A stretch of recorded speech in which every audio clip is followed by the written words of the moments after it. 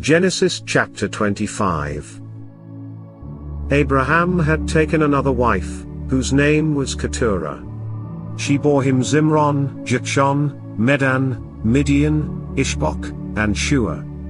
Jokshon was the father of Sheba and Dedan. The descendants of Dedan were the Asherites, the Letushites and the Lumites. The sons of Midian were Ephah, Hanok, Abida, and Eldaah. All these were descendants of Keturah. Abraham left everything he owned to Isaac. But while he was still living, he gave gifts to the sons of his concubines and sent them away from his son Isaac to the land of the east. Abraham lived 175 years.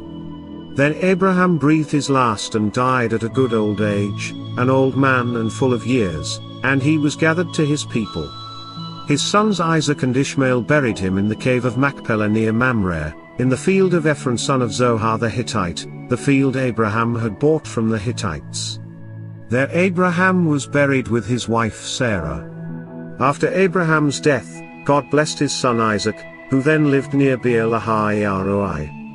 This is the account of the family line of Abraham's son Ishmael, whom Sarah's slave, Hagar the Egyptian, bore to Abraham. These are the names of the sons of Ishmael, listed in the order of their birth: Neviot the firstborn of Ishmael, Kedar, Adbeel, Mibsam, Mishma, Dumah, Massa, Hadad, Tema, Jetur, Nephish, and Kedemah. These were the sons of Ishmael, and these are the names of the 12 tribal rulers according to their settlements and camps. Ishmael lived 137 years. He breathed his last and died, and he was gathered to his people. His descendants settled in the area from Havilah to Shur, near the eastern border of Egypt, as you go toward Asher. And they lived in hostility toward all the tribes related to them. This is the account of the family line of Abraham's son Isaac. Abraham became the father of Isaac, and Isaac was 40 years old when he married Rebekah daughter of Bethuel the Aramean from Paddan Aram and sister of Laban the Aramean. Isaac prayed to the Lord on behalf of his wife, because she was childless. The Lord answered his prayer, and his wife Rebekah became pregnant. The babies jostled each other within her, and she said, "Why is this happening to me?" So, she went to inquire of the Lord.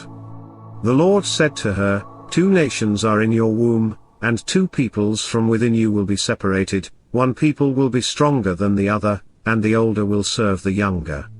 When the time came for her to give birth, there were twin boys in her womb. The first to come out was red, and his whole body was like a hairy garment, so they named him Esau. After this, his brother came out, with his hand grasping Esau's heel, so he was named Jacob. Isaac was 60 years old when Rebekah gave birth to them. The boys grew up, and Esau became a skillful hunter, a man of the open country, while Jacob was content to stay at home among the tents. Isaac, who had a taste for wild game, loved Esau, but Rebekah loved Jacob. Once when Jacob was cooking some stew, Esau came in from the open country, famished. He said to Jacob, "Quick, let me have some of that red stew. I'm famished." That is why he was also called Edom. Jacob replied, "First sell me your birthright." "Look, I am about to die," Esau said. "What good is the birthright to me?" But Jacob said, "Swear to me first." So, he swore an oath to him, selling his birthright to Jacob. Then Jacob gave Esau some bread and some lentil stew. He ate and drank, and then got up and left. So, Esau despised his birthright.